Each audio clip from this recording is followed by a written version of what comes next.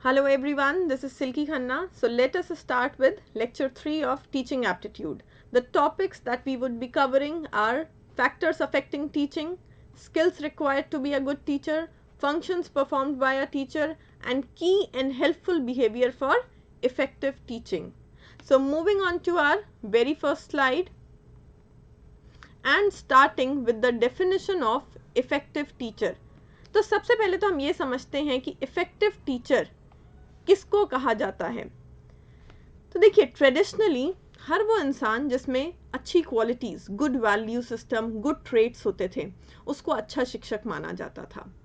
एक टीचर का क्लास में किस तरीके का बिहेवियर है, वो किस तरीके से कंटेंट को प्रेजेंट करता है, अपनी क्लास को किस तरीके से मैनेज करता है, किस तरीके से स्टूडेंट्स के साथ इंगेज होता है, all these things were considered secondary and that was not right.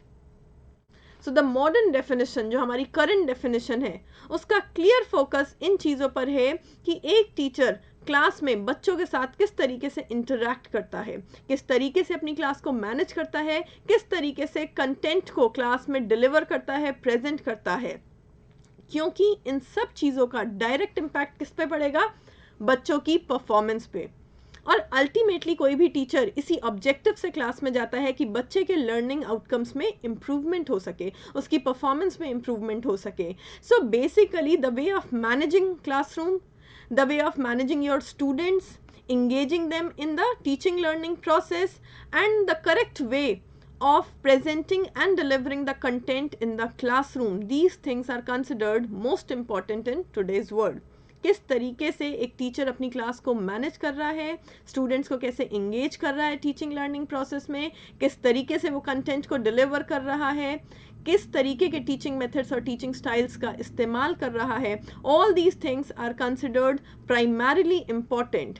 So basically effective teacher वो है जो ओवरऑल अपनी क्लास को इतने अच्छी तरीके से मैनेज कर सके, स्टूडेंट्स को इतनी अच्छी तरीके से इंटरेक्ट करा सके, इंगेज करा सके क्लासरूम में, लर्निंग प्रोसेस में, कि बच्चों की परफॉर्मेंस में इम्प्रूवमेंट नज़र आए।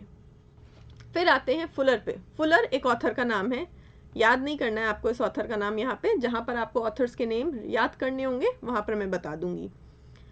सो 1969 में फुलर ने 3 स्टेजेस बताई और बोला कि एक टीचर को प्रोफेशनल कंडक्ट के लिए इन 3 स्टेजेस को पास करना पड़ता है।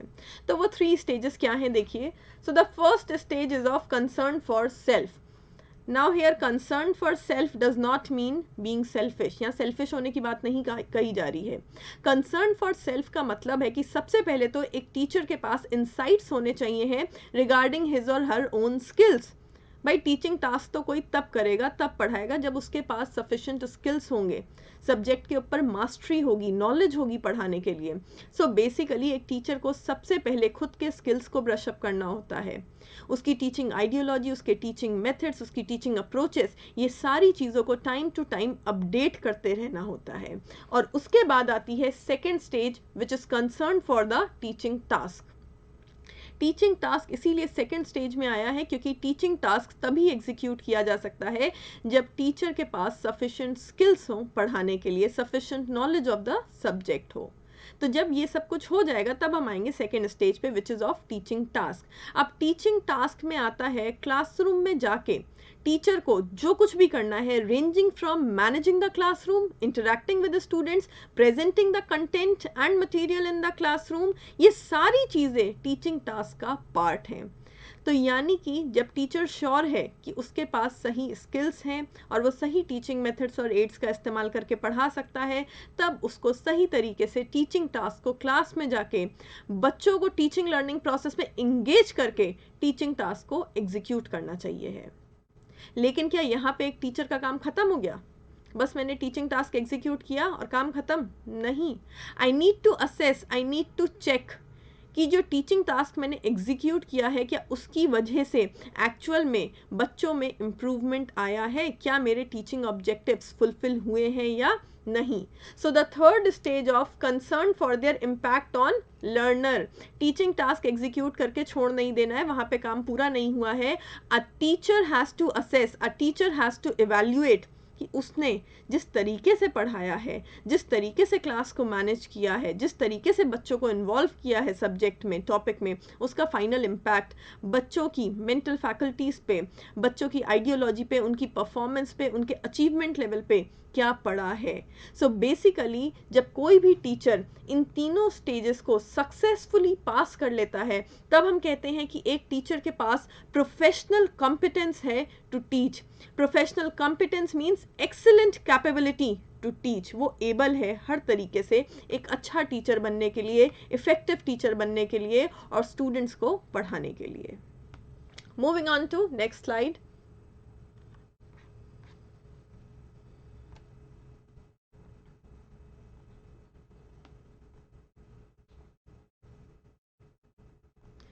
So the next topic that we are covering is factors affecting teaching. वो कौन कौन से फैक्टर्स हैं जिनका इम्पैक्ट, जिनका प्रभाव टीचिंग पर पड़ेगा। तो सबसे पहले देखिए प्लानिंग ऑफ टीचिंग। अगर आपको याद हो तो इससे पहले वाले प्रीवियस लेक्चर्स में हमने पढ़ा था phases of teaching, pre active phase, interactive phase, post active phase, ये उसी से रिलेटेड है। प्लानिंग ऑफ टीचिंग कब होगी? प्री एक्टिव फेज में। अभी टीचर क्लास में गया नहीं है, सिर्फ उसको पता है कि मुझे जाना है, क्लास लेनी है, लेक्चर देना है, तो वो प्लान करेगा कि किस तरीके से वो टीचिंग टास्क को एग्जीक्यूट कर सके। तो देखिए प्लानिंग ऑफ टीचिंग में क्या क्या चीज़ें आएंगी। सबसे पहले तो आइडेंटिफिकेशन ऑफ टीचिंग ऑब्जेक्टिव। कोई भी टीचर क्लास में एंटर करने से पहले ये डिसाइड करके जाता है कि वो क्लास में करने क्या जा रहा है, उसका ऑब्जेक्टिव क्या है। हर टीचर के अलग अलग ऑब्जेक्टिव्स हो सकते हैं। फॉर एग्जाम्पल 12th क्लास के टीचर हैं, उनको पता है बोर्ड एग्जाम्स में अच्छे मार्क्स लाना ज़रूरी है ताकि बच्चों का अच्छे कॉलेज में एडमिशन हो सके। और एक इको का टीचर है, उसको पता है कि हर साल ये क्वेश्चन रिपीट हो रहा है, तो वो कोशिश करेगा शायद कि बच्चे किसी ना किसी तरीके से इस क्वेश्चन को याद कर लें, सो दैट वो अच्छा स्कोर कर पाए। तो उसका ऑब्जेक्टिव वहाँ पे क्या है? बच्चों का बोर्ड एग्जाम्स में अच्छा स्कोर कराना, फिर चाहे वो बच्चों को चीज़ें याद करा के ही क्यों ना हो। मैं यहाँ पे आपको नेट के एग्ज़ाम के लिए पढ़ा रही हूँ। मेरा ऑब्जेक्टिव सिर्फ और सिर्फ इतना है कि आप चीज़ों को सही तरीके से समझ सकें, आपकी जो कन्फ्यूजन है, जो वेगनेस आपके दिमाग में है, वो दूर हो सके, क्योंकि मुझे पता है कि नेट का एग्ज़ाम याद करने से क्लियर नहीं होगा।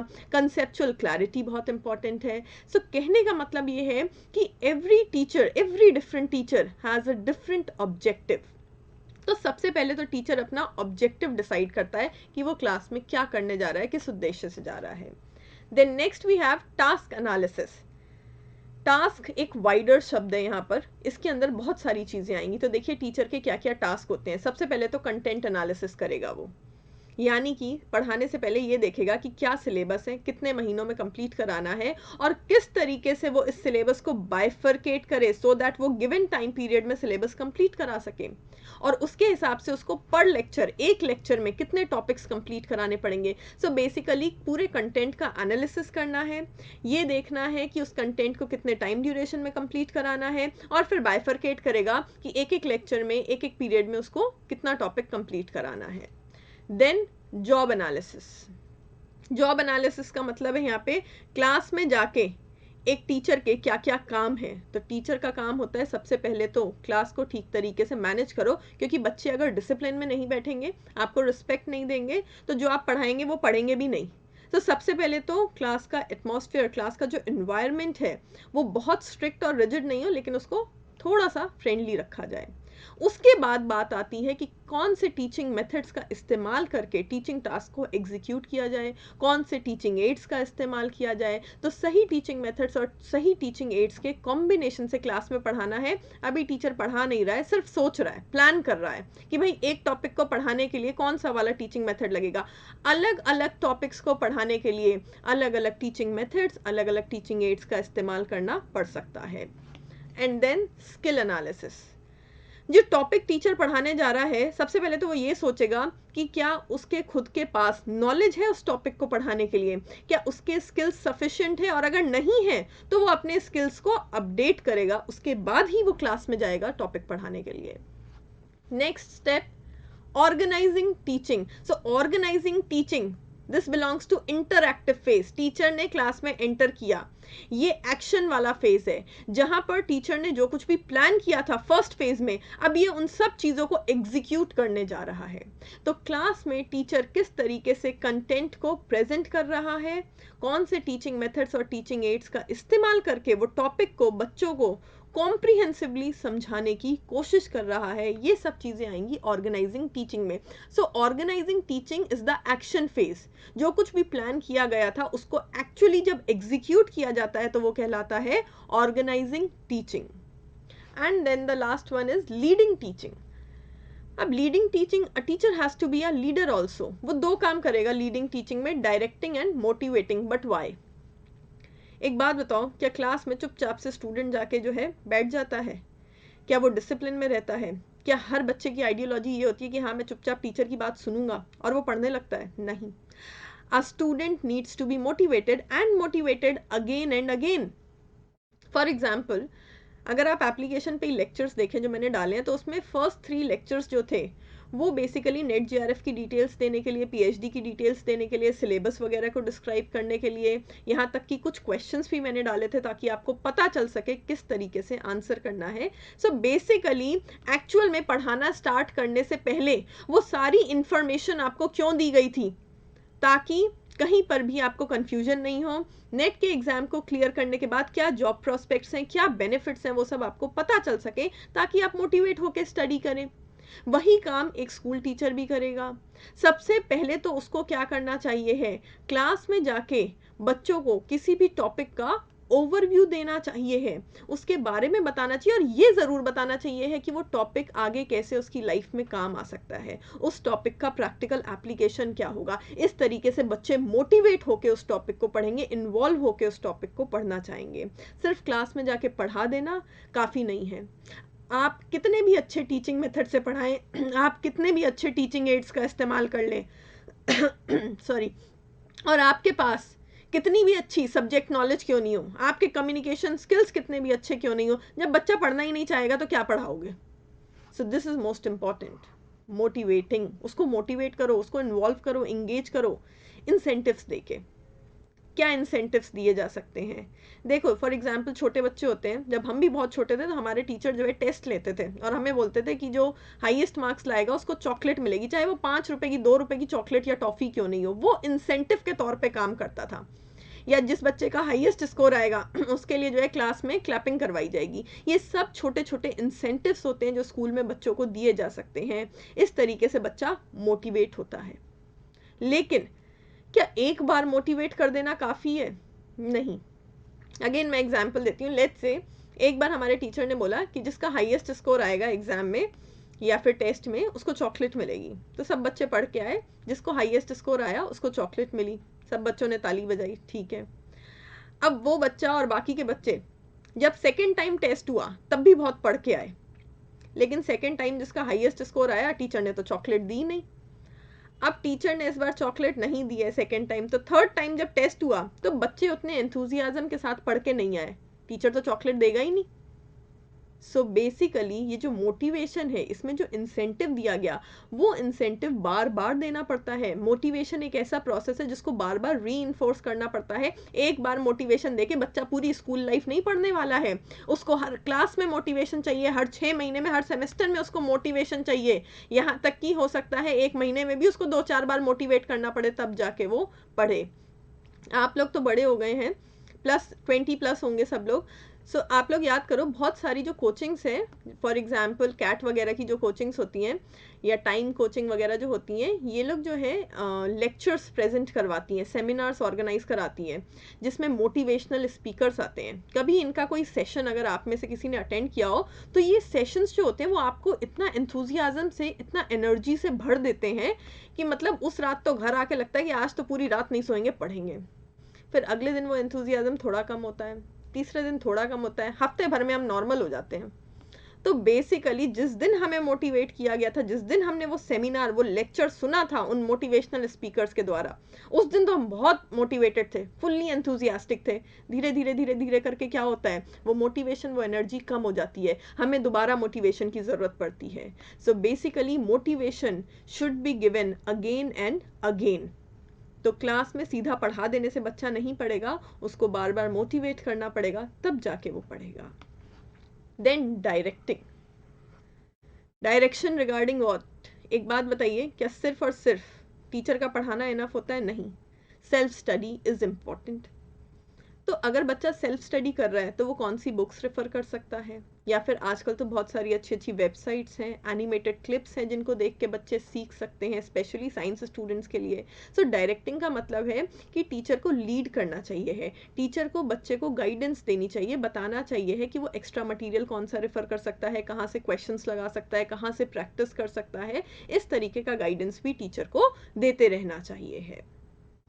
Then moving on to next slide.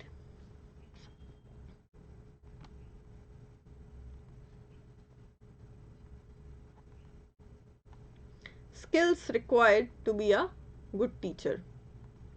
अगर हम स्किल्स की बात करें कि एक टीचर बनने के लिए कौन कौन से स्किल्स चाहिए हैं, तो सब्जेक्ट की नॉलेज से लेके अच्छी पर्सनालिटी, अच्छे कम्युनिकेशन स्किल्स, यहाँ तक कि इमोशनल मैच्योरिटी, क्लास को हैंडल करने का तरीका, ए टू जेड जितनी भी चीज़ें आप निकाल के लाओगे ना, सब होनी चाहिए एक टीचर में. लेकिन हम बात करेंगे उन स्पेसिफिक स्किल्स की जिनकी वजह से बच्चों के परफॉर्मेंस में इम्प्रूवमेंट लाया जा सकता है. तो देखिए वो स्किल्स क्या हैं. सबसे पहले स्टिमुलस वेरिएशन. स्टिमुलस शब्द का मतलब क्या होता है? Anything external which is provided to attract the attention of someone. Stimulus मतलब होता है कोई ऐसी चीज़ प्रोवाइड करना जिसकी वजह से सामने वाले का ध्यान अपनी ओर खींचा जा सके. फॉर एग्जाम्पल, आप चुपचाप से शांत एटमॉस्फेयर में बैठे हैं, एकदम से बहुत लाउड कोई स्पीकर बजा, आपका ध्यान तुरंत वहाँ जाएगा. So that was a stimulus. ऐसे ही क्लास में करना है. अगर क्लास में टीचर एक फ्लैट टोन में पढ़ाता रहे तो नींद आने लगती है. और वहीं एक टीचर है जो कभी अपनी वॉइस ऊपर करता है, कभी बिल्कुल नीचे करता है, यानी कि वॉइस मॉड्यूलेशन, पिच वेरिएशन होता रहता है, उसकी आवाज़ ऊपर नीचे होती रहती है. तो जैसे ही टीचर की आवाज़ ऊपर जाएगी, आपका ध्यान उसकी तरफ जाएगा. अगर आप सो भी रहे होगे तो एकदम से आपकी आंखें खुल जाएंगी. सो यानी कि क्लास में कुछ ना कुछ एक्सटर्नल स्टिमुलस प्रोवाइड करते रहना चाहिए. आवाज़ है तो आवाज़ को वेरिएट, ऊपर नीचे करता रहना चाहिए है, सो दैट बच्चों का अटेंशन, बच्चों का फोकस क्लास में बना रहे. Next we have set induction. क्या करें, क्लास में जाएं और जाते ही पढ़ाना शुरू कर दे टॉपिक? नहीं, सो जाएंगे बच्चे. सेट इंडक्शन का मतलब होता है गो इन योर क्लास और सबसे पहले तो बच्चों का इंट्रोडक्शन लो, खुद का इंट्रोडक्शन दो, जानो कि आपके सामने जो बैठे हुए बच्चे हैं वो किस तरीके के हैं, उनका इंटरेस्ट किस चीज़ में है. क्लास का एटमॉस्फेयर इतना फ्रेंडली बनाइए कि आगे चल के बच्चा आपसे कोई भी डाउट पूछने में हिचकिचाए नहीं, उसको प्रॉब्लम नहीं हो. उसके बाद आप पढ़ाना स्टार्ट कीजिए. तो सेट इंडक्शन का मतलब है क्लास का जो कोल्ड एटमॉस्फेयर होता है, शुरू शुरू में एक नया टीचर आया, बच्चे बहुत डरते हैं उससे, अपनी प्रॉब्लम्स नहीं पूछ पाते हैं. तो अगर आप क्लास के उस कोल्ड एटमॉस्फेयर को एक वार्म एटमॉस्फेयर में कन्वर्ट नहीं करेंगे, तो आप पढ़ाते जाएंगे, बोलते जाएंगे, बच्चा पैसिव लिसनर की तरह सुनता जाएगा, क्लास में इंटरेक्शन नहीं होगा, विच इज़ रॉन्ग. तो सबसे पहले अपनी क्लास का इन्वायरमेंट जो है वो थोड़ा फ्रेंडली बनाइए, बच्चों को भी जानिए और अपना भी इंट्रोडक्शन दीजिए. Then closure. क्लोजर मीन्स बंद करना. किस चीज़ का क्लोजर? यहाँ पर क्लोजर का मतलब है समराइज द टॉपिक. देखिए, जब आप क्लास में जाते हैं और कोई टॉपिक पढ़ाना स्टार्ट करते हैं तो पहले उसका ओवरव्यू देना चाहिए है कि ये टॉपिक क्यों इम्पॉर्टेंट है, इसको किस तरीके से पढ़ना है, किस तरीके से प्रैक्टिस करना है. ऐसे ही जब टॉपिक ख़त्म हो जाए, आप पूरा टॉपिक डिटेल में पढ़ा चुके हो, एक्सप्लेन कर चुके हो, तो उसके बाद उसको समराइज़ कर दो. समराइज़ करने से क्या होता है, वो चीज़ बच्चे के दिमाग में ज़्यादा अच्छी तरीके से बैठ जाती है. अगर उसको पूरा डिटेल में नहीं भी याद रहेगा तो भी वो समरी कहीं ना कहीं उसके दिमाग में रिटेन हो जाएगी. तो क्लोजर का मतलब है हर चीज़ को एक समरी के साथ एंड कीजिए. Next, silence and non verbal cues. Silence example देके समझाती हूँ.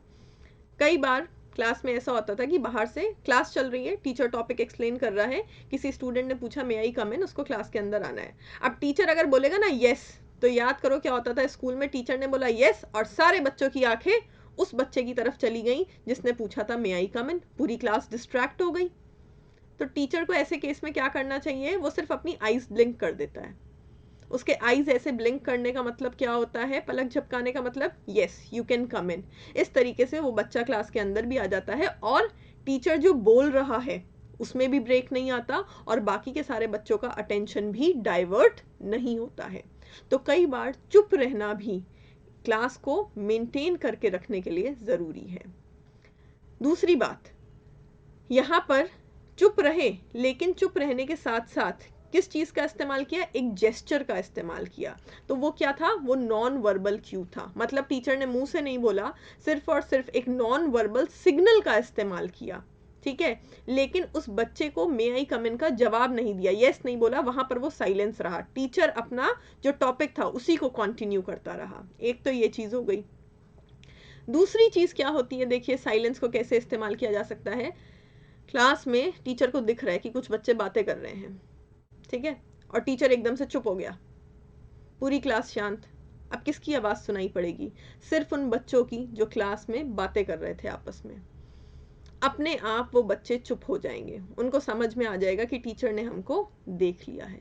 इस तरीके से भी साइलेंस का इस्तेमाल होता है। याद रखिएगा, साइलेंस और कुछ नहीं है, साइलेंस नॉन वर्बल क्यू का ही पार्ट होता है। अच्छा, ये चीज़ बच्चों को चुप कराने वाली चीज़, जब वो बातें कर रहे हो, ये स्टिमुलस वेरिएशन से भी हो सकती है। एकदम से कभी जब टीचर की आवाज़ बहुत ऊपर जाती है ना, तो जो बच्चे बातों में लगे हुए होते हैं उनका भी ध्यान टीचर की तरफ डाइवर्ट हो जाता है, उन्हें डर लगता है कहीं टीचर ने हमको देख तो नहीं दिया। सो कहने का मतलब है नॉन वर्बल क्यूज, साइलेंस, आवाज़ को ऊपर नीचे करते रहना, पिच वेरिएशन करते रहना, ये सब चीज़ें क्लास में करना ज़रूरी है, सो दैट बच्चे सो नहीं जाए, उनका अटेंशन बना रहे और बच्चे इनडिसिप्लिन में भी नहीं आए। क्लास के बीच में अगर आप बार बार बच्चों को डांटते रहेंगे ना कि बातें मत करो बातें मत करो, तो पूरी क्लास का अटेंशन डाइवर्ट होता रहेगा। इसलिए बेटर होता है कई बार चुप हो जाओ, तब अपने आप बच्चे शांत हो जाते हैं। कई बार अपनी आवाज़ ऊंची कर दीजिए, एकदम से अपना टोन ऊपर कर दीजिए, तो भी बच्चे शांत हो जाते हैं। नेक्स्ट, स्किल ऑफ री, बार बार करना। एक तो मैंने अभी जस्ट आपको बताया मोटिवेशन के बारे में, कि सिर्फ पढ़ाने से बच्चा नहीं पढ़ता है, बच्चे के अंदर क्यूरियोसिटी होनी चाहिए है, प्लस बच्चे का इंटरेस्ट होना चाहिए। तो उसको जब तक मोटिवेट नहीं करोगे, उसके अंदर इंटरेस्ट कैसे पैदा होगा। तो बच्चे को मोटिवेट करो ताकि उसके अंदर इंटरेस्ट पैदा हो सके, और मोटिवेशन एक बार नहीं बार बार करना होता है। सो स्किल ऑफ री होना चाहिए टीचर के अंदर। ये तो था मोटिवेशन से रिलेटेड। सेकेंड थिंग, जब कोई टॉपिक टीचर पढ़ाए, तो अगर एक तरीके से वो टॉपिक समझ में नहीं आए या बच्चों को रिटेन नहीं हो, तो दूसरा तरीका अपनाओ, तीसरा अपनाओ। एक ही टॉपिक को, एक ही चीज़ को जब आप 3-4 बार भले अलग अलग तरीकों से, अलग अलग अप्रोचेस से क्लास में रिपीट कर देंगे, तो वो ज़रूर समझ में आएगा। Then fluency of question. एक टीचर है, बहुत अच्छा पढ़ाता है, ठीक है, फिर भी उसकी क्लास में सब बच्चे सो जाते हैं, टॉपिक बोरिंग है थोड़ा, कुछ कुछ टॉपिक इतने बोरिंग होते हैं कि उनको इंटरेस्टिंग नहीं बनाया जा सकता। और एक टीचर है जो ज़्यादा अच्छा नहीं पढ़ाता है, लेकिन सब बच्चों को पता है कि ये टीचर कभी भी क्वेश्चन पूछ लेता है, उसकी क्लास में सब बच्चे आंखें खोल के बैठेंगे, कान खोल के सुनेंगे। क्यों? डर लगता है भाई कहीं हमसे क्वेश्चन नहीं पूछ लिया जाए। सो बेसिकली क्लास में क्वेश्चन पूछते रहना बहुत ज़रूरी है, ताकि बच्चे अटेंटिव रहे। उनके मन में कहीं ना कहीं थोड़ा सा डर, थोड़ी सी नर्वसनेस रहती है, थोड़ा सा स्ट्रेस रहता है। देखो स्ट्रेस जो है ना, हमेशा नेगेटिव नहीं होता। एक बहुत थोड़ा सा स्ट्रेस लेके अगर बच्चा क्लास में बैठे और सुने, तो वो पॉजिटिव इम्पैक्ट भी डाल सकता है। तो जब पता रहता है कि हाँ भाई टीचर क्वेश्चन पूछ सकता है, तो उस केस में हर बच्चा जागरूक होकर बैठता है क्लास में। इसलिए क्वेश्चंस पूछते रहना चाहिए है। इससे टीचर को भी फीडबैक मिलता है कि बच्चों को समझ में आया या नहीं आया। Then probing question. प्रोबिंग शब्द का क्या मतलब होता है? प्रोबिंग का मतलब होता है लिंकिंग और रीडायरेक्टिंग थिंग्स। अगेन मैं एग्जाम्पल से आपको समझाती हूँ।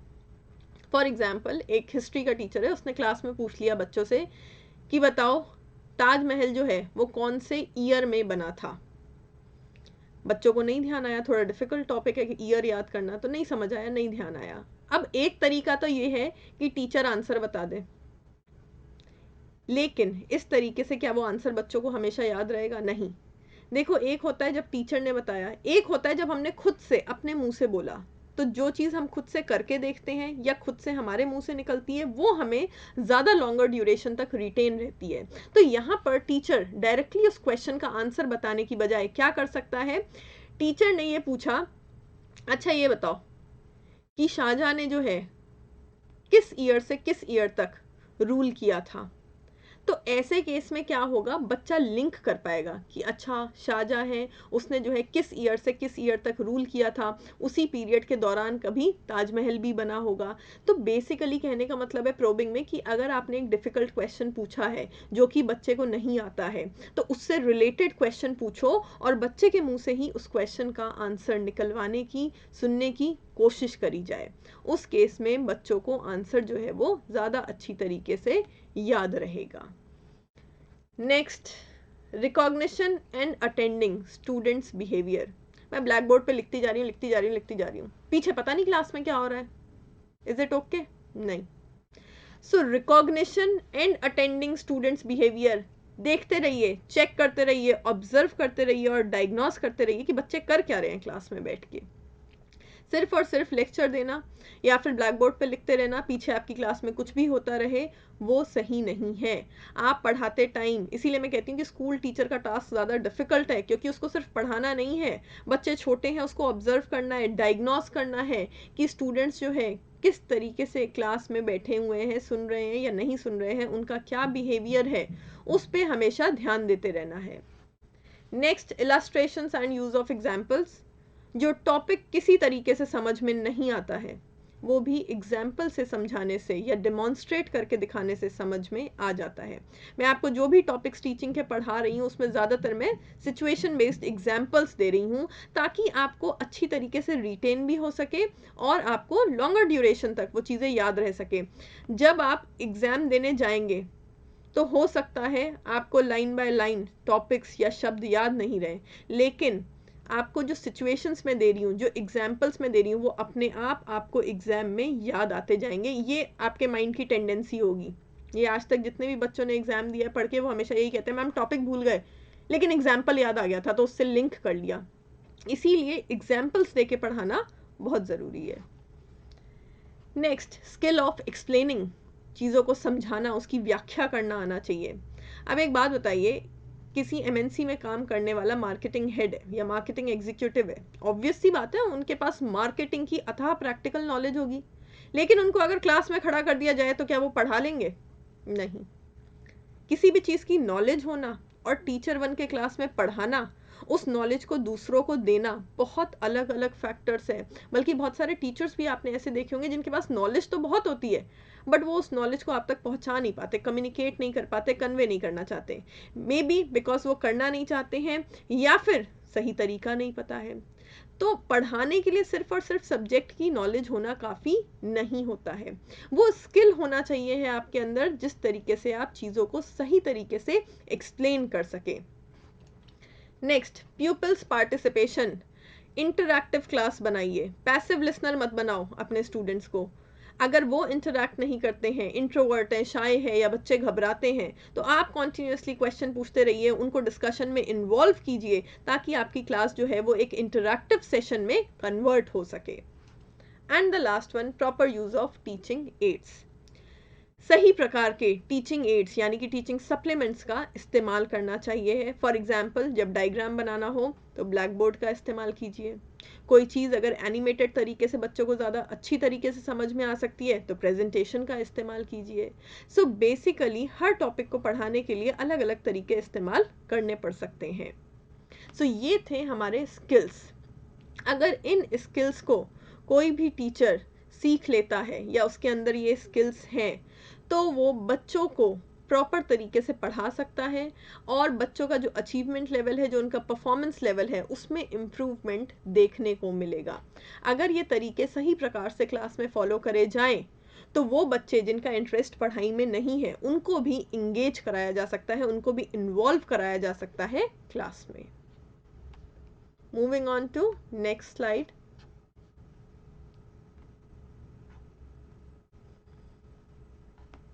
Now, what are the functions performed by a teacher? भाई बहुत सारे फंक्शंस होते हैं, जैसे स्किल्स की कोई लिमिट नहीं है, मैंने आपको मेजर स्किल्स बताए हैं, ठीक है, उसके अलावा भी बहुत सारे हो सकते हैं। वैसे ही फंक्शंस की भी कोई लिमिट नहीं है। A teacher has to perform numerous functions. अब देखिए उसमें से इम्पॉर्टेंट कौन से हैं। सबसे पहला है knowledge of students and their development. Remember, this is the most important. Question आता है कभी कभी एग्जाम में, which is the most important skill of a teacher, और अगर ऑप्शन में आपके पास आ रहा है mastery over the subject, communication skills, तो सबसे ज़्यादा इंपॉर्टेंट क्या है? Mastery over the subject. भाई सब्जेक्ट की नॉलेज होगी तभी पढ़ाएगा। Second number communication skills, subject की नॉलेज है लेकिन साथ ही साथ कन्वे करना आना चाहिए, कम्युनिकेशन स्किल्स अच्छे होने चाहिए हैं। लेकिन इन दोनों से भी ज़्यादा इंपॉर्टेंट होगा नॉलेज ऑफ स्टूडेंट्स। मुझे सब्जेक्ट की कितनी भी अच्छी नॉलेज क्यों नहीं है, मेरे कम्युनिकेशन स्किल्स कितने भी अच्छे क्यों नहीं है, बट मुझे ये ही नहीं पता है कि मेरे सामने जो स्टूडेंट बैठा है उसकी प्रॉब्लम क्या है, उसकी वीकनेस क्या है, उसको किस तरीके से समझ में आता है, तो मेरा किसी भी तरीके से पढ़ाना यूजलेस हो जाएगा। इसीलिए हमेशा एक स्कूल टीचर को पहले अपनी ऑडियंस यानी कि अपने स्टूडेंट्स को समझ के कि मेरे पास किस एज लेवल के स्टूडेंट्स बैठे हैं, उनका कितना मेंटल डेवलपमेंट ऑलरेडी हो रखा है, उन्होंने प्रीवियस क्लास में जो स्टडी किया था वो क्लियर है कि नहीं क्लियर है, उनको जो है पुराने वाले टॉपिक सही तरीके से समझ में आए हैं या नहीं आए हैं, इन सब बातों को जानने के बाद ही सही टीचिंग मेथड का इस्तेमाल करके पढ़ाना चाहिए है। तो सब्जेक्ट की नॉलेज और कम्युनिकेशन स्किल्स से भी अगर कुछ ऊपर है, कुछ ज़्यादा इंपॉर्टेंट है, तो वो है अंडरस्टैंडिंग योर स्टूडेंट। अपने स्टूडेंट को समझो। हर बच्चा एक ही तरीके से नहीं पढ़ सकता है और हर टॉपिक भी एक ही तरीके से नहीं पढ़ाया जा सकता है। तो जब आप अपने स्टूडेंट्स को समझ लेंगे तब जाके आप उनको सही तरीके से पढ़ा पाएंगे। तो knowledge of students and their development, किस तरीके के स्टूडेंट्स हैं आपके पास, उनका किस चीज़ को लेके क्यूरियोसिटी लेवल हाई है, किस चीज़ में उनको इंटरेस्ट है, किस चीज़ में उनको इंटरेस्ट नहीं है, कितना उन्होंने ऑलरेडी पढ़ा हुआ है, कितना उनका डेवलपमेंट हो चुका है, आपको कहाँ से स्टार्ट करना है। और इस चीज़ के लिए आपसे पहले उनको जिस टीचर ने पढ़ाया था आप उनसे भी कंसल्ट कर सकते हैं, साथ के साथ अपने स्टूडेंट्स को भी ऑब्जर्व करके आप इन चीज़ों का पता लगा सकते हैं। Next, creates an effective learning environment. अब बात आती है क्लास में अच्छी लर्निंग इन्वायरमेंट देने की, यानी कि सही तरीके से कंटेंट को प्रेजेंट करने की, सही टीचिंग मेथड्स और सही टीचिंग एड्स का इस्तेमाल करके। बट ये याद रखिएगा, ये आप तभी कर पाएंगे जब आपकी नॉलेज अपने स्टूडेंट्स को लेके सही है, जब आपको पता है कि किस तरीके से आप बच्चों को इंगेज कर सकते हैं, किस तरीके से आप उनको इन्वॉल्व कर सकते हैं क्लासरूम में। सो क्लास को सही प्रकार से मैनेज करना, बच्चों के बिहेवियर को मैनेज करना, उनको डिसिप्लिन में रखना, सही टीचिंग मेथड्स का इस्तेमाल करना, सही टीचिंग एड्स का इस्तेमाल करना, ये सारी चीज़ें इफेक्टिव लर्निंग एनवायरनमेंट का पार्ट है। Next, understand subject matter. एक टीचर को खुद को सब्जेक्ट मैटर की पूरी नॉलेज होनी चाहिए है, टीचर के पास सफिशिएंट स्किल्स होने चाहिए हैं और उसके स्किल्स अपडेटेड होने चाहिए हैं उस टॉपिक को पढ़ाने के लिए। और सब्जेक्ट मैटर का मतलब सिर्फ इतना नहीं होता है कि भाई सिलेबस में जो 2 टॉपिक लिखे हैं वही पढ़ाने हैं। कई बार उस टॉपिक को पहले वाले टॉपिक से रिलेट करके भी पढ़ाना पड़ता है, बच्चों को ऐसे एग्जाम्पल्स देने पड़ते हैं जो उनकी रियल लाइफ से रिलेटेड हों, या फिर ऐसे टॉपिक से रिलेट करना पड़ता है जो बच्चों ने पहले से स्टडी कर रखे हों। इस तरीके से आप सब्जेक्ट मैटर को ज़्यादा अच्छी तरीके से एक्सप्लेन कर सकते हैं। Next, plans and designs appropriate learning experiences. यहाँ पर लर्निंग एक्सपीरियंसेस से मतलब है appropriate learning activities to be organised in the class. जाके लेक्चर दे दिया, ब्लैक बोर्ड पे लिख दिया, नॉट सफिशिएंट। आप क्विज सेशंस ऑर्गेनाइज करा सकते हैं, बच्चों के विचार जानने के लिए, उनके थॉट्स जानने के लिए आप उनको 2 पार्ट्स में डिवाइड करके ग्रुप डिस्कशन करा सकते हैं। अगर कोई प्ले या कोई ड्रामा आप पढ़ा रहे हैं तो बच्चों को रोल दे सकते हैं उसमें अलग अलग, और उनसे डायलॉग डिलीवरी करवा सकते हैं। सो लर्निंग एक्सपीरियंसेस का मतलब है लर्निंग एक्टिविटीज़ बच्चों के लिए प्लान करना, ऑर्गेनाइज करना क्लास में। और ये सबसे अच्छा तरीका होता है बच्चों को इंगेज करने का, इन्वॉल्व करने का, और उनकी क्यूरियोसिटी, उनका इंटरेस्ट प्लस उनकी क्रिएटिविटी जगाने का। नेक्स्ट, अच्छा एक चीज़ और, लर्निंग एक्सपीरियंसेस में असाइनमेंट्स और प्रोजेक्ट वर्क्स भी आते हैं, बट वो थोड़ा हाई लेवल पे कॉलेज वगैरह के टाइम पे आते हैं। लर्निंग एक्सपीरियंस जो है, जब हम स्कूल लेवल की बात करेंगे तो एक्टिविटीज़ ज़्यादा ऑर्गेनाइज कराई जाती है, जब हम कॉलेज लेवल की बात करेंगे या 11th-12th की बात करेंगे तो असाइनमेंट्स और सॉरी तो असाइनमेंट्स और प्रोजेक्ट वर्क वगैरह ज़्यादा दिए जाते हैं, वो भी एक प्रकार का लर्निंग एक्सपीरियंस होता है उनके लिए। Uses ongoing assessment to monitor student learning. Assessment, evaluation, very important. पढ़ा के छोड़ दिया, not enough. You have to check, you have to continuously, ongoing है देखिए, रेगुलरली, कॉन्टिन्यूसली आपको चेक करते रहना है, ऑब्जर्व करते रहना है कि आपके टीचिंग ऑब्जेक्टिव्स फुलफिल हो रहे हैं या नहीं। आपने तो टीचिंग एक्टिविटीज़ ऑर्गेनाइज कर दी, लेकिन क्या बच्चे उसमें इन्वॉल्व हो रहे हैं, या उनको वो टीचिंग एक्टिविटीज़ पसंद नहीं आ रही है? आपके टीचिंग मेथड से बच्चों को समझ में आ रहा है या नहीं समझ में आ रहा है? सो कॉन्टिन्यूसली आपको अपने सारे मेथड्स का, अपनी टीचिंग एक्टिविटीज़ का, हर चीज़ का एनालिसिस करते रहना है, असेसमेंट करते रहना है, ताकि आपको पता चल सके कि स्टूडेंट्स ने एक्चुअल में लर्निंग आउटकम्स में या अचीवमेंट लेवल में कुछ इम्प्रूवमेंट पाया है या नहीं। Last one, develops professional practice. आप एक प्रोफेशन में हैं, तो अपने कुलीग्स के साथ अच्छा बिहेवियर रखना, क्लासरूम में और क्लासरूम के बाहर सही कोड ऑफ एथिक्स फॉलो करना। बच्चों के साथ फ्रेंडली होने का मतलब ये नहीं है कि आप बच्चों से पर्सनल डिस्कशन करें।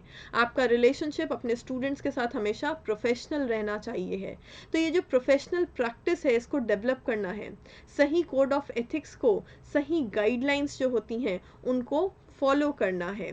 तब जाके आप जो है एक प्रोफेशनली कॉम्पिटेंट टीचर कहलाएंगे।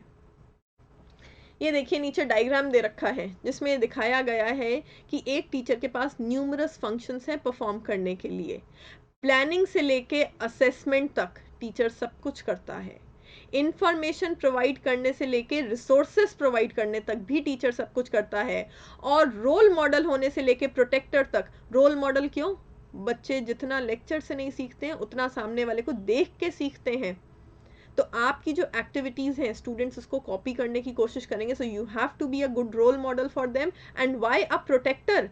क्योंकि बच्चे को कोई भी प्रॉब्लम हो तो वो आपके पास आ सके। आपको एक मेंटोर, एक अच्छा गाइडेंस देने वाला टीचर बनना है, सो दैट बच्चा कभी भी अपनी प्रॉब्लम लेके आपके पास आ सके। सो रोल मॉडल से लेके बच्चे को प्रोटेक्ट करने तक, मतलब उसको गाइड करने तक, उसका मेंटर बनने तक, उसकी काउंसलिंग करने तक, every single function has to be performed by a teacher. तो हम कह सकते हैं कि चाहे बात स्किल्स की हो, चाहे बात फंक्शंस की हो, कोई एग्जॉस्टिव खत्म होने वाली लिस्ट नहीं है, न्यूमरस है। So moving on to next slide. Functions इसी के साथ कंप्लीट हुए हमारे।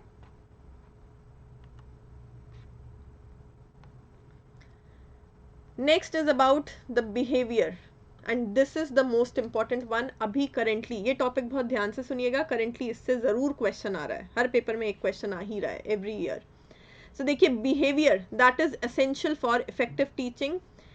ये जो बिहेवियर्स बताए गए हैं, ये डिस्कवर करे थे टी गुड एंड जे ब्रॉफी। ये दोनों ऑथर्स हैं जिन्होंने 1987 में डिस्कवर करे थे। यहाँ पर ऑथर का नाम याद नहीं करना है, ऑथर के नाम से इसका क्वेश्चन नहीं आता है। तो देखिए, क्वेश्चन क्या आता है एग्जाम में? क्वेश्चन स्टेटमेंट की फॉर्म में बहुत आता है कि आपको 5-6 स्टेटमेंट दे दी या 5-6 कैरेक्टरिस्टिक्स दे दिए, फीचर्स दे दिए, और आपको बताना है कि इसमें से कौन से की बिहेवियर्स हैं इफेक्टिव टीचिंग के लिए, कौन से हेल्पफुल बिहेवियर्स हैं। तो सबसे पहले हम पढ़ते हैं की मतलब है most important, most significant behaviour for effective teaching. और इनमें मैंने कंसिस्टेंटली शब्द क्यों लिखा है? क्योंकि कोई भी टीचर बिना इनको फॉलो किए हुए एक इफेक्टिव टीचर नहीं बन सकता है। ये जो 5 बिहेवियर हैं, these are the most important, most significant and necessary. ये अनअवॉइडेबल है, ये कंसिस्टेंट है, कोई भी टीचर इनको हटा नहीं सकता वाइल टीचिंग। तो सबसे पहले देखिए क्या है, लेसन क्लैरिटी। सबसे पहले तो जो लेसन टीचर पढ़ा रहा है उसकी क्लैरिटी किसको होनी चाहिए? खुद को। I should be clear. अगर मैं आज आपको नेट के लिए पढ़ा रही हूँ, I should be clear syllabus क्या है, और उस सिलेबस में भी किस टॉपिक से क्वेश्चन आ रहा है, क्या आउट ऑफ सिलेबस टॉपिक्स आ रहे हैं, किस पैटर्न में जो है क्वेश्चंस पूछे जा रहे हैं। सो लेसन की क्लैरिटी सबसे पहले टीचर को खुद को होनी बहुत ज़रूरी होती है। उसके बाद ही वो step by step, logical order में, सिक्वेंशली उस लेसन को क्लास में डिलीवर कर पाएगा, पढ़ा पाएगा। Next, instructional variety. क्या एक ही तरीके से सारे टॉपिक्स पढ़ाए जा सकते हैं? नहीं। एक ही तरीके से हर टाइप के बच्चे को पढ़ाया जा सकता है? नहीं। सो टीचर जिस तरीके से पढ़ाएगा, यहाँ पे इंस्ट्रक्शन देने का मतलब सिर्फ और सिर्फ बच्चे को दिशा निर्देश देना या गाइडलाइन देना नहीं है। यहाँ पर इंस्ट्रक्शनल वैरायटी का मतलब पढ़ाना भी है, कंटेंट को प्रेजेंट करना भी है। सो इंस्ट्रक्शनल वैरायटी का मतलब है कि लॉजिकली सीक्वेंशियल ऑर्डर में सही तरीके से आप कंटेंट को प्रेजेंट तो करें, लेकिन सिर्फ एक तरीके से नहीं, अलग अलग तरीकों से, जिस तरीके से आपके स्टूडेंट्स को समझ में आए उन तरीकों को फॉलो करके आपको जो है पढ़ाना है। टीचर टास्क ओरिएंटेशन, ओरिएंटेशन मतलब होता है किसी चीज़ के प्रति रुझाव, इंटरेस्ट, रुचि। सो टीचर का टास्क के प्रति कितना डेडिकेशन है। कोई भी टीचर अपने टास्क के प्रति अगर डेडिकेटेड नहीं है तो वो अपने आप को अपडेट नहीं करेगा एक बार नौकरी मिलने के बाद। So a person, a teacher should be dedicated towards her और हिज टास्क। डेडिकेशन दिखाना है आपको। और डेडिकेटेड होने का मतलब क्या है कि टास्क को सही तरीके से कंप्लीट करने के लिए, फुलफिल करने के लिए जो कुछ भी ज़रूरी है, ranging from having right skills, right teaching methods, right teaching approaches, सही टीचिंग एड्स का इस्तेमाल करना, ये सब चीज़ें आपके टास्क का पार्ट हैं। इन सब चीज़ों को आपको सही प्रकार से क्लासरूम में जाके करना है। Engagement in the learning process. लेकिन मेरी तरफ से सब कुछ सही करने से बच्चा पढ़ नहीं लेगा। उसका इन्वॉल्व होना, उसका इंगेज होना बहुत ज़रूरी है। इसके लिए आपको बच्चे को सही डायरेक्शन देना पड़ेगा, उसको मोटिवेट करना पड़ेगा, उसके अंदर क्यूरियोसिटी जगानी पड़ेगी टॉपिक को लेके, तब जाके वो इफ़ेक्टिवली इंगेज होगा, इन्वॉल्व होकर स्टडी करेगा। इसके लिए आप बहुत सारी एक्टिविटीज़ भी क्लास में ऑर्गेनाइज करा सकते हैं। And the last thing, student success rate. Ultimately हर एक टीचर चाहता है कि उसके लर्निंग आउटकम्स में इम्प्रूवमेंट निकल के आ सके। उसने बच्चे को जो भी पढ़ाया है उसकी वजह से बच्चे के लर्निंग आउटकम बेटर हो सके, पहले से ज़्यादा जो है निकल के आ सके, और बच्चे का जो अचीवमेंट रेट है, जो सक्सेस रेट है, वो पहले से ज़्यादा हो। एक चीज़ और याद रखिएगा, इन सारी एक्टिविटीज़ में से 60 to 70% समय इस चीज़ को मिलना चाहिए है। भाई बाकी सारी चीज़ें सेकेंडरी है, सबसे इंपॉर्टेंट है क्लास में जाके टास्क को, टीचिंग टास्क को सही प्रकार से एग्जीक्यूट करना। और अगर 60 to 70% टाइम टीचिंग टास्क को एग्जीक्यूट करने में लगाया जाता है तो सक्सेस रेट हाई आने के चांसेस ज़्यादा होंगे। तो यानी कि बच्चे को असेस करना, एवेल्युएट करना, उसकी वीकनेसेस का पता लगाना, ये सब कुछ बहुत ज़रूरी है, तभी सक्सेस रेट जो है वो सही निकल के आएगा। सो बेसिकली की बिहेवियर, मोस्ट इंपॉर्टेंट बिहेवियर, ये ऑनगोइंग है, हमेशा चलते रहते हैं, ये अनअवॉइडेबल है, हर टीचर को ये फॉलो करने ही पड़ते हैं पढ़ाने के लिए। तो मैं एक बार दोबारा रिपीट कर रही हूँ, टीचर को खुद को लेसन को लेके क्लैरिटी होनी चाहिए है और sequentially step by step logical order में लेसन डिलीवर करना है। इंस्ट्रक्शनल वैरायटी अलग अलग तरीक़ों से पढ़ाया जाए जिस तरीके से बच्चों को समझ आए।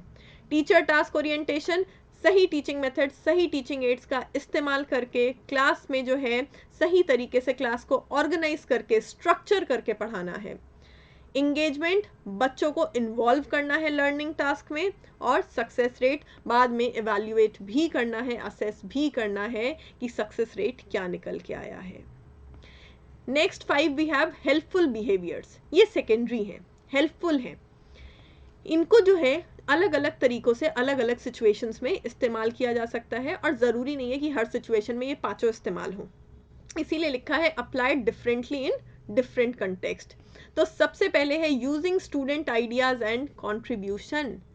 जहाँ पर आपकी क्लास आपको दिख रही है कि क्रिएटिव है, बच्चे बहुत क्रिएटिव है, तो वहाँ पे उनसे भी आइडियाज़ लीजिए, उनका कंट्रीब्यूशन लीजिए, उनसे पूछिए कि वो क्या टॉपिक पढ़ना चाहते हैं, किस तरीके से पढ़ना चाहते हैं, किस तरीके से उनको बेटर समझ में आएगा, किस तरीके की एक्टिविटीज़ में वो इन्वॉल्व होना पसंद करेंगे। तो उनके भी आइडियाज़ और कंट्रीब्यूशन को आप थोड़ी इंपॉर्टेंस दीजिए। देन स्ट्रक्चरिंग, स्ट्रक्चरिंग का मतलब है orderly arrangement of the classroom activities. Classroom में जो भी कराया जा रहा है वो ऑर्डरली तरीके से, सीक्वेंशली, सही तरीके से करना चाहिए है। और क्लास का एटमॉस्फेयर भी थोड़ा सा डिसिप्लिन्ड होना चाहिए, थोड़ा सा फ्रेंडली होना चाहिए। क्वेश्चनिंग एंड प्रोबिंग, जो मैंने आपको पहले भी बताया कि फ्रीक्वेंटली क्लास में क्वेश्चंस पूछते रहिए ताकि बच्चों का अटेंशन क्लास में बना रहे। एंड प्रोबिंग, प्रोबिंग मतलब क्या था, रीडायरेक्टिंग, लिंकिंग टू टॉपिक्स। एक बहुत डिफिकल्ट टॉपिक है, बच्चे को समझ नहीं आ रहा, उसको लिंक करो बच्चे की लाइफ के किसी एक्सपीरियंस से या कोई एग्जाम्पल देके। इस तरीके से आप टॉपिक्स को रिलेट करके भी बच्चों को पढ़ा सकते हैं जब ज़्यादा डिफिकल्ट टॉपिक हो तो। And the last one, teacher affect. बच्चे टीचर को कितना महत्व देते हैं। Affect means impact of the teacher. So teacher का क्या इम्पैक्ट है। टीचर अगर अपनी अथॉरिटी क्लास में दिखाता है तो क्या बच्चे उस अथॉरिटी को मानते हैं या नहीं मानते हैं। टीचर जो है कोई वैल्यू सिस्टम या कोई भी चीज़ बच्चों को सिखाने की कोशिश करता है तो बच्चे उससे एग्री करते हैं या नहीं करते हैं। सो टीचर का क्या इम्पैक्ट है स्टूडेंट के ऊपर, that is also very important. अब मैं आपको बता दूं कि जो क्वेश्चन आते हैं स्टेटमेंट की फॉर्म में आएंगे, या फिर आपको ये फीचर्स दे रखे होंगे, या फिर ये जो फीचर्स यहाँ पे वर्ड्स की फॉर्म में है इन्हीं को स्टेटमेंट की फॉर्म में दे रखा होगा। आप उस स्टेटमेंट में आइडेंटिफाई कर लेना कि भाई लेसन क्लैरिटी शब्द अगर दे रखा है तो मतलब की बिहेवियर होगा, अगर स्ट्रक्चरिंग शब्द दे रखा है तो मतलब हेल्पफुल बिहेवियर होगा। ज़रूरी नहीं है ये ऐसे एक एक शब्द आपको उठा के दे दें, ये इन्हीं शब्दों को क्या करेंगे, स्टेटमेंट की फॉर्म में डाल देंगे। तो आप उस स्टेटमेंट को पढ़ के देख लेना कि उसमें अगर इन 10 शब्दों में से कोई भी एक शब्द आया है तो आप आइडेंटिफाई कर सकेंगे कि वो की बिहेवियर है या हेल्पफुल बिहेवियर है। इसमें अपना दिमाग नहीं लगाना है, ये याद करना पड़ेगा जो इन ऑथर्स ने बता दिया। देखो जहाँ पे हमें याद करना है वो कहाँ है, जहाँ पर ऑथर की कोई बात कही गई है। ऑथर की कही हुई किसी भी बात को या किसी भी थ्योरी को हम लोग चेंज नहीं कर सकते हैं, उसका आंसर हमको एग्जाम में एज इट इज देना होता है। तो इन ऑथर्स ने, इन दो ऑथर्स ने, गुड एंड ब्रॉफी ने जो की बिहेवियर माने हैं, हमको भी एग्जाम में उनको की बिहेवियर मानना है। जो इन्होंने हेल्पफुल बिहेवियर माने हैं, हमें भी उनको हेल्पफुल बिहेवियर ही मानना है एग्जाम में। तो क्वेश्चन ज़्यादातर यही आता है कि ये 6 स्टेटमेंट्स हैं, आइडेंटिफाई करो इसमें से कौन से की बिहेवियर है, या आइडेंटिफाई करो इसमें से कौन से की बिहेवियर नहीं है। तो ये है आपके पास 5 की बिहेवियर्स, 5 हेल्पफुल बिहेवियर्स, ये आपको याद करने हैं। इससे आप इजीली आइडेंटिफाई कर पाएंगे। बच्चे बहुत कंफ्यूज हो रहे हैं आजकल ऐसे क्वेश्चंस में, क्योंकि ज़्यादातर जगह ये की और हेल्पफुल बिहेवियर पढ़ाए नहीं जाते हैं, तो बच्चे ना अपना दिमाग लगाते हैं वहाँ पे। अब आप देखो, तो अगर आप एक जनरल स्टूडेंट के तौर पे देखो, या मैं भी एक जनरल टीचर के तौर पे देखूं और क्वेश्चन आ जाए, तो हम कह सकते हैं कि भाई स्टूडेंट के आइडियाज़ और उसका कॉन्ट्रीब्यूशन ये सबसे इंपॉर्टेंट है, ये तो की बिहेवियर होना चाहिए। बट ये तो हमारी आइडियोलॉजी के अकॉर्डिंग की बिहेवियर है, इन ऑथर्स के अकॉर्डिंग नहीं। आंसर इन ऑथर्स के अकॉर्डिंग करना है। तो जब इस तरीके का क्वेश्चन आए की बिहेवियर और हेल्पफुल बिहेवियर का, तब आप अपना कॉमन सेंस नहीं लगाएंगे, जो इन ऑथर्स ने बोल दिया है उसके अकॉर्डिंग आप आंसर करेंगे। और अभी जो है करेंटली बहुत हॉट टॉपिक है ये, ऑलमोस्ट हर पेपर में एक क्वेश्चन इससे आ ही रहा है। सो आई होप ये भी क्लियर हो गया होगा आपको। इसी के साथ ये lecture over. Thank you so much.